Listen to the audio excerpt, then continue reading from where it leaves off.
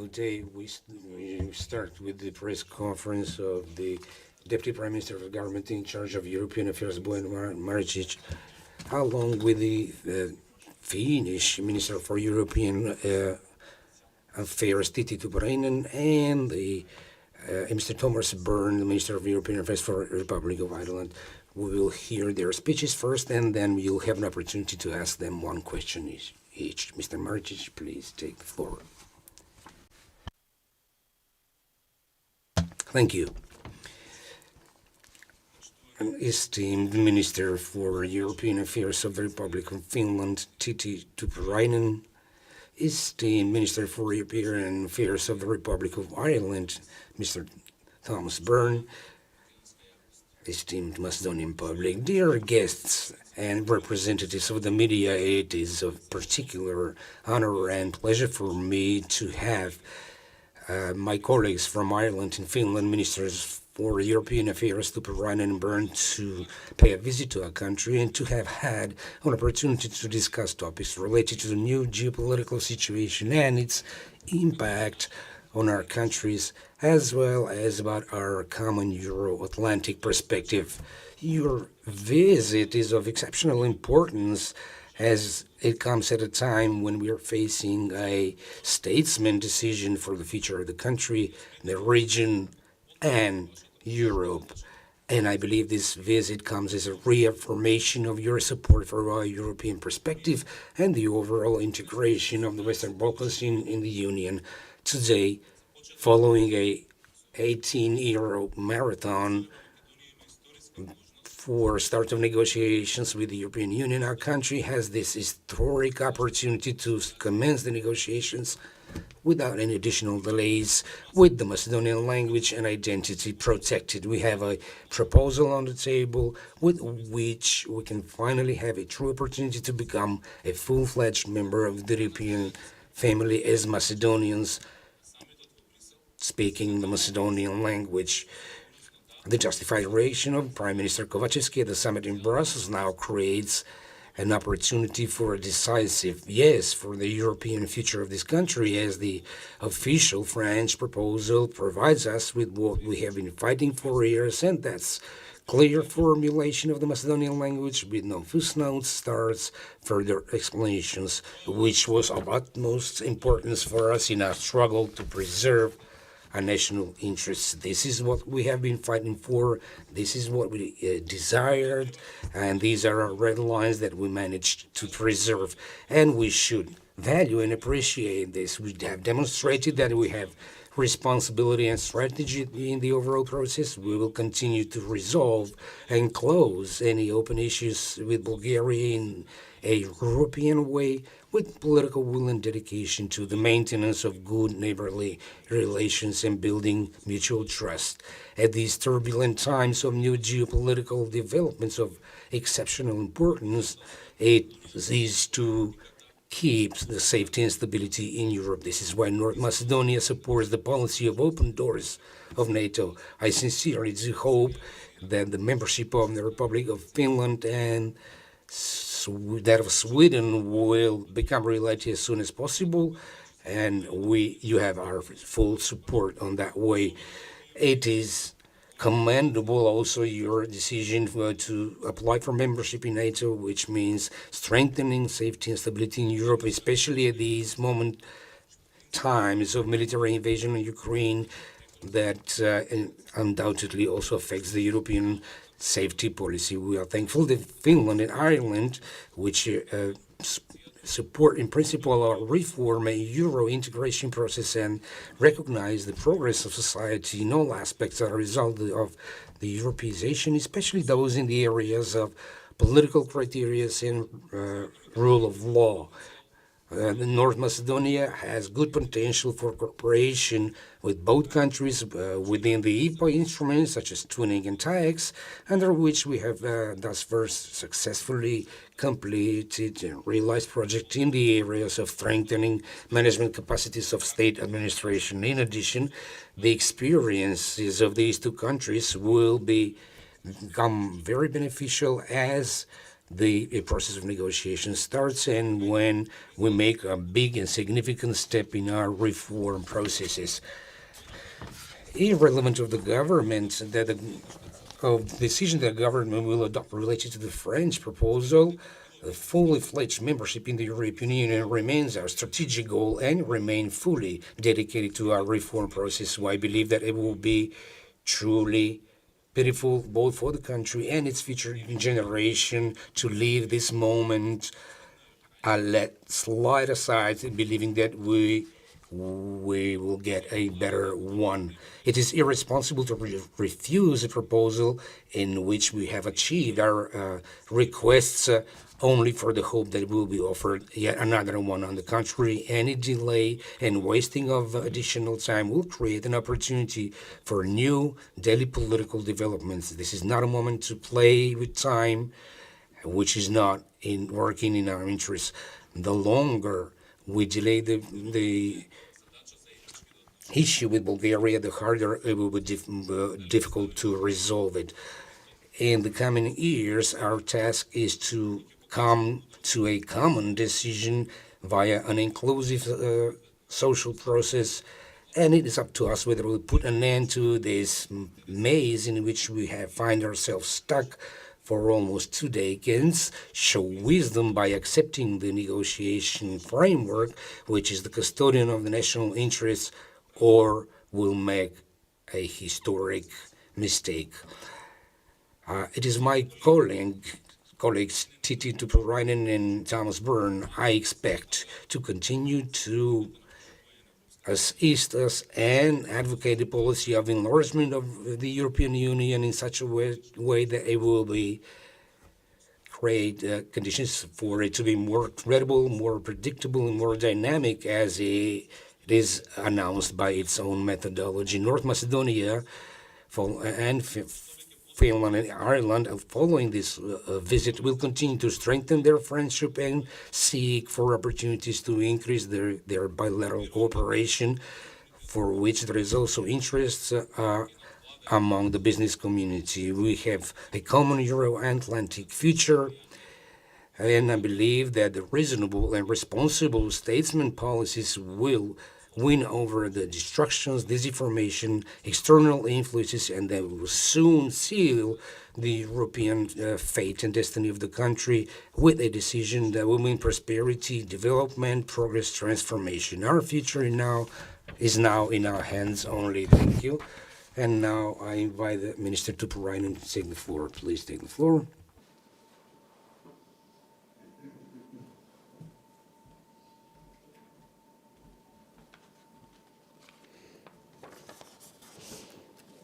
Ladies and gentlemen, dear Deputy Prime Minister Bojan Marichik, it was wonderful to listen to Macedonian language. Thank you, Deputy Prime Minister, for your warm welcome to Skopje today. It feels wonderful to be here in North Macedonia, and it's a great pleasure to be here together with my good colleague, Irish Minister Thomas Byrne. I am grateful for your excellent Macedonian hospitality and the important discussions during our joint visit. You know that Finland is among the strongest and most consistent supporters of EU enlargement policy. We did, and I personally did my best during our EU presidency in 2019 to start the negotiations with North Macedonia and Albania. And starting the negotiations continues to be our top priority. And I'm glad to hear that there are positive developments. We commend them. We support all the efforts to find mutually acceptable solutions. Starting the negotiations is crucial not only for the countries concerned, but also for the whole region and the EU. It is the matter of credibility of the European Union. It is the matter of the credibility of the enlargement policy of the EU.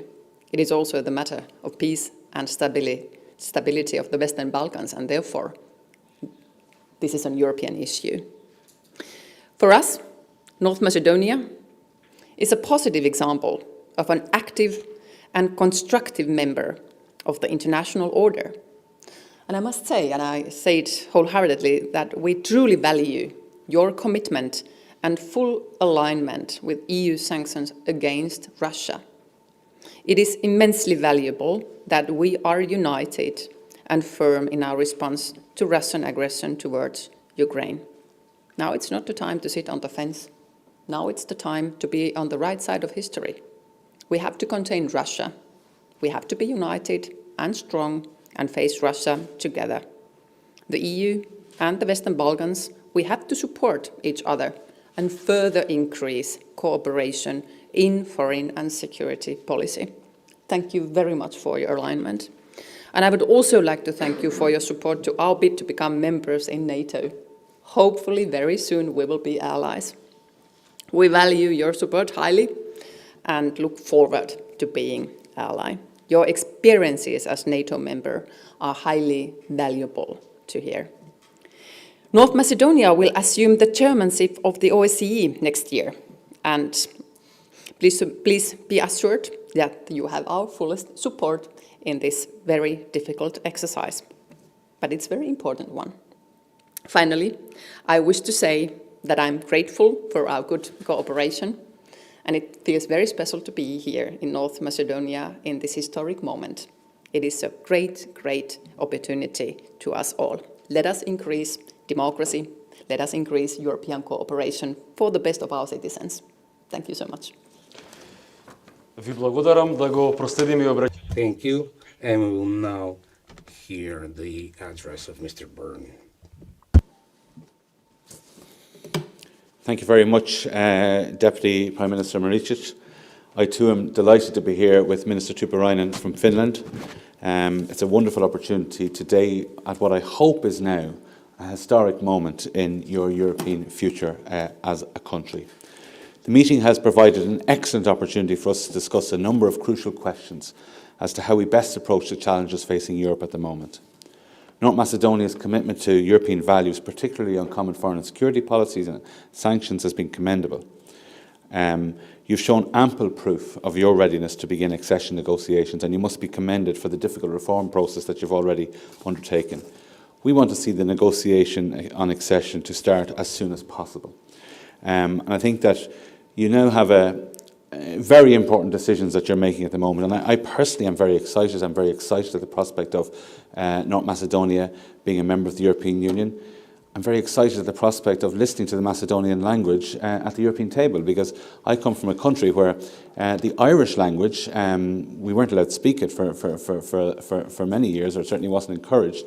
And through our independence, and then of course through our membership of the European Union, the Irish language now has an incredible status. And Tutti hears me speak Irish at the European table regularly, and indeed in the European Parliament. So I have no doubt that that would be the case for the Macedonian language as well. And what I can say is that our identity as Irish people has been enhanced at the European table. It has given us confidence, it has given us courage to put our stamp on our European Union together. And what the European Union is about is a Europe of equals. Those flags, they're all there as equals. And that's what we want in the European Union. That's what we have. We know that your Macedonian language, your Macedonian identity are protected under what's proposed, and I know that they will be enhanced by membership of the European Union. We know that bilateral historic issues are not part of the negotiating framework, but I also know that from an Irish perspective, our bilateral issues were better addressed within the European Union. I also know there are constitutional issues that will not prevent the opening of the negotiations.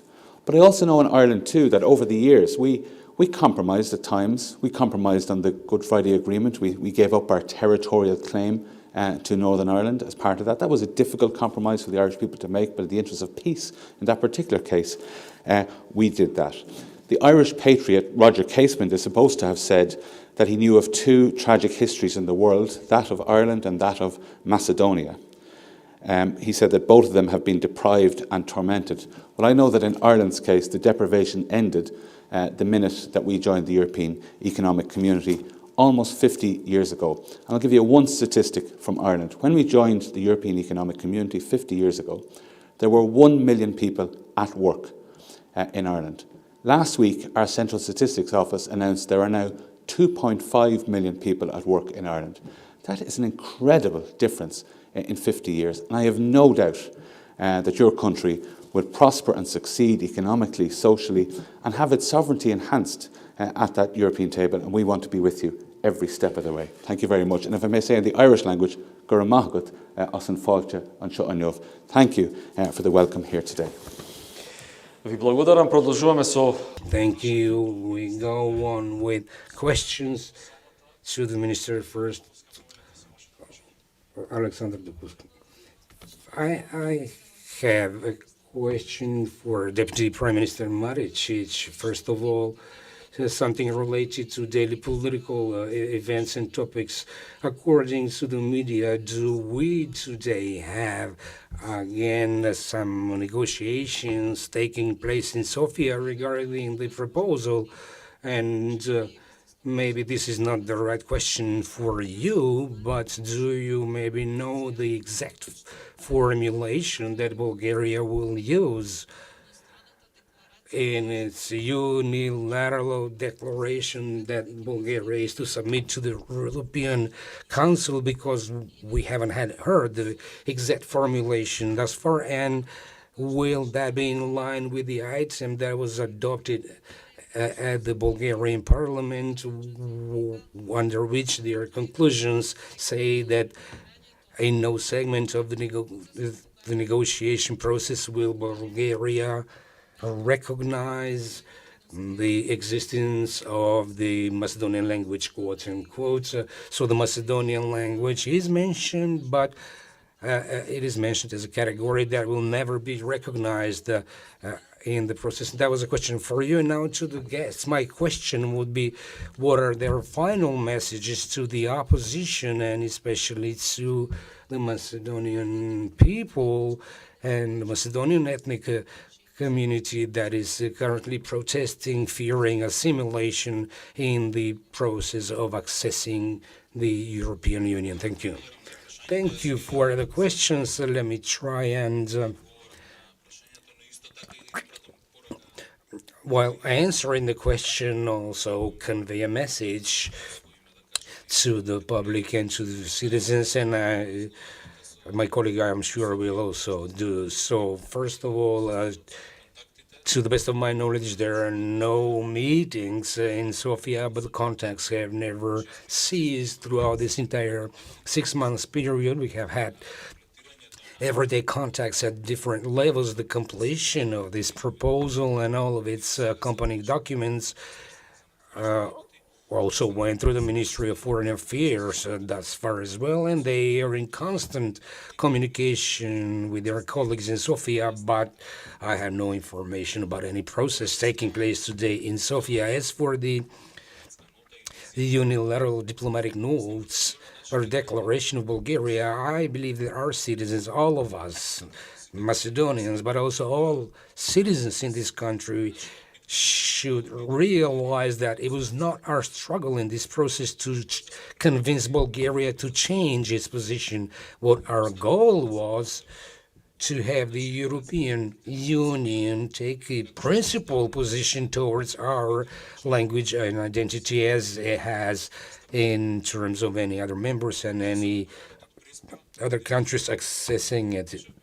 With the press agreement that we signed with Greece back in 2018 and ratified it in our parliament, we clearly defined our language as Macedonian based on this agreement, because it was under the patronage of the United Nations. We actually engraved the Macedonian language as our language in the United Nations in our country ID in UN, and that also, of course, had implications in other international organizations such as OSCE, NATO, in the Council of Europe, and so on and so forth.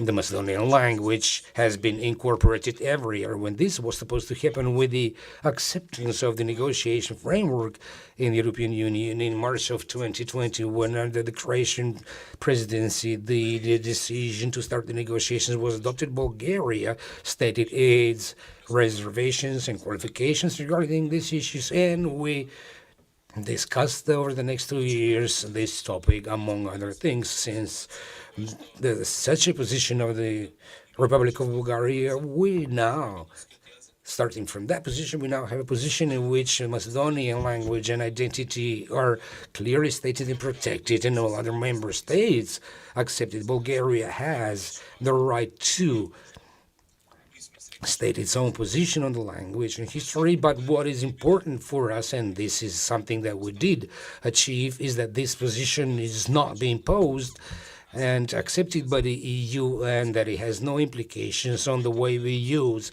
our language in the documents of the European Union, and of course throughout the negotiation process at both technical and political level. This is why I believe I cannot say what the formulation of these diplomatic notes of Bulgaria will be, because it's their own right, but whatever it consists, we will of course respond to it. And what is important for us is that this political position of Bulgaria has no impact, and we are convinced with the proposal that we have now that it has no impact whatsoever on the use of the Macedonian language, both in the negotiation framework, but also in all future documents of EU. I believe that the citizens of the Republic of North Macedonia, both Macedonians and all other citizens, that our language and identity have been protected, that there are no circumstances or conditions under which we would accept anything less. And this is something we have been saying from the beginning, that I believe that the start of the negotiations under these conditions will allow us for having a door open for us, a door that was closed these past 17 years, and finalization of the process of this negotiation process with the EU. Thank you. Повелете ви. Can you please take the floor? The questions for the guest ministers is what would be your message to the community or to the citizens of North Macedonia, and especially Macedonians, regarding the protest and regarding the fear that they will be assimilated during the EU process, and that they will enter into EU as Bulgarians and not Macedonians? Your example, I think you can compare with. Probably the question is more related. Dear friends, my message to North Macedonians, to Macedonians, to put it right, is welcome to the European Union. It is a good place to be. I can tell you from the Finnish experience, when we joined the European Union in 1995, it made a clear difference also to who we are.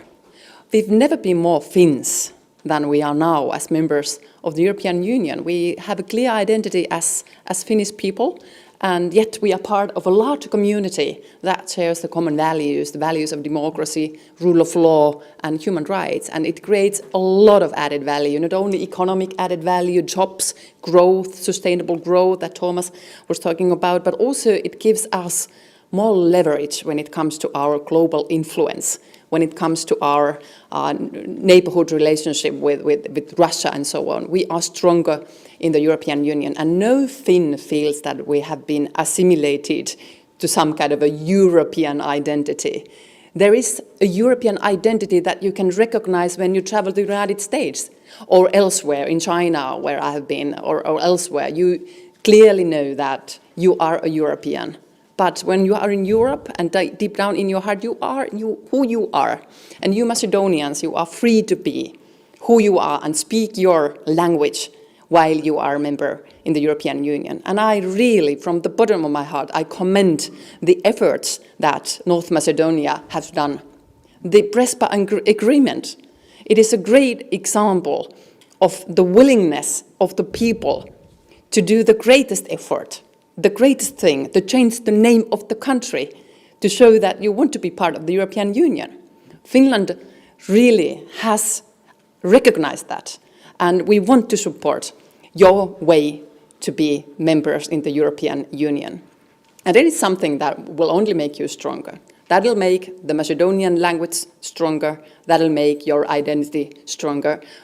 I can tell you this from the Finnish experience. Mr. Byrne.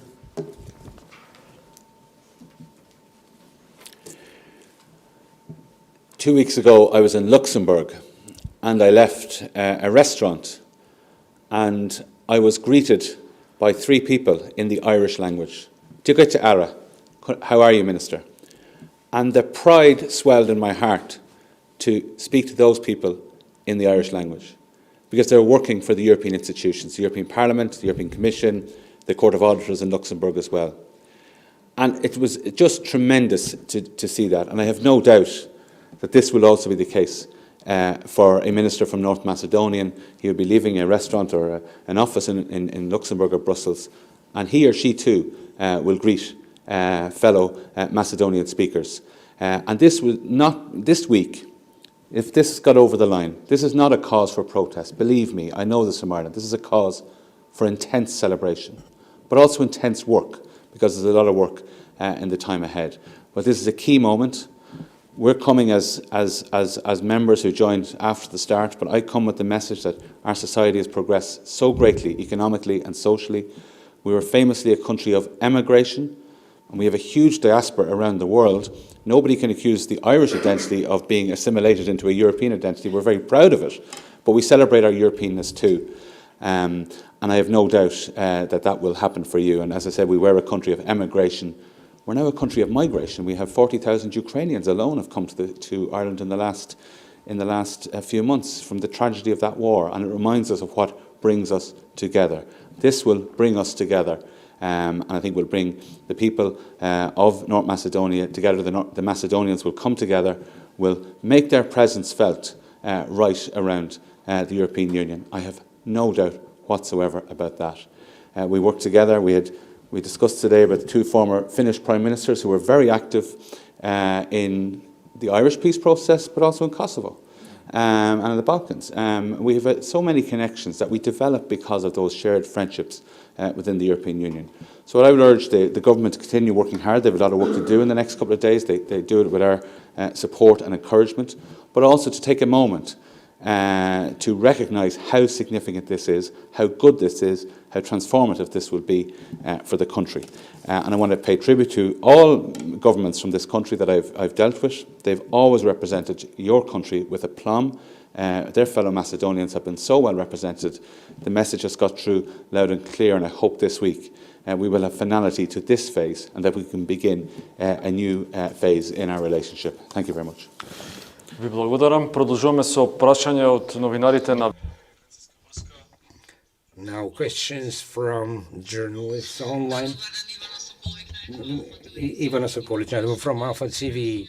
I have 2 questions to Deputy Prime Minister Marichik and 1 request, I would say. First of all, you promised but failed to publish the protocol. Why? Are you afraid of its contents, of its text? And how will you present this to the Macedonian citizens? And the second question, what did you provide as reciprocity vis-a-vis the language, history, and all assumed responsibilities and tasks to do? Now we again hear about that our guests who have come here in Skopje do not know that we're Macedonian. They started calling us North Macedonians, and then they retracted to correct themselves. Could you please explain your guests before they arrive here that we are Macedonians and not North Macedonians? Thank you for your questions. I believe that some of these questions have been answered on several occasions, but let me do it again. First of all, the protocol that you mentioned has not been finalized yet, but is still under discussions, and this is why it will be shared both for consultation purposes and with the public once we have it as a final document. I expect during this day to have the 3 documents that we discussed last week published in the Macedonian language, because we already have the translation, so that the citizens who have not had a chance to take a look at it thus far, or who have not read it in English, to look at it in the Macedonian language, so they can convince themselves in the validity of what we're saying. As for the entire package, I will not talk about what we have contributed to the preservation of the Macedonian language, but what was important for us was that it is part of the negotiation framework under clear definition of all other issues was subject to negotiations and talks, and the package is as it is, in which each party has something that against it and some compromise, or to make we are aware that all treatments or compromises or agreements we have entered into so far are contain maybe compromises that we have made deliberately, but compromises that yield positive results but also impose obligations. But the goal is to start finally with the negotiations after 17 years, to be present on the table at which we have some impact, and this proposal guarantees that, and I don't think that anyone has any reason to fear anything. As for our guests, I think that demonstrated in their speeches high respect for both Macedonians and our language and our identity. I think that we can only wish for guests as these two. We can only thank them for their support and for their words. And I believe if North Macedonia needs to foster in friendships and in relations, because we can only achieve our goals only with friends. Isolated as we have been in some stages of our past, we can only weaken our position. Our positions can only be stronger with as many friends as possible. And our today's guests, the ministers from Finland and Ireland, are great supporters, and we should be proud of that. Thank you. A question from the Macedonian radio and television for the foreign ministers, for ministers of Finland and Ireland. Can you please assess the negotiation framework for North Macedonia? Short assessment of the negotiation framework.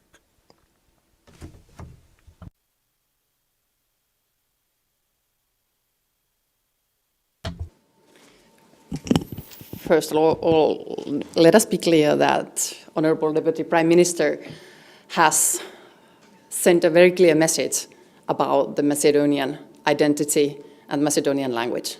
That is clear to Finland, and that is clear to me. If I accidentally said something wrong, I do apologize for it. It happens sometimes in the heat of the moment, but for me it's clear. It's all about Macedonians, your culture, your identity and your language. And we have full respect towards that.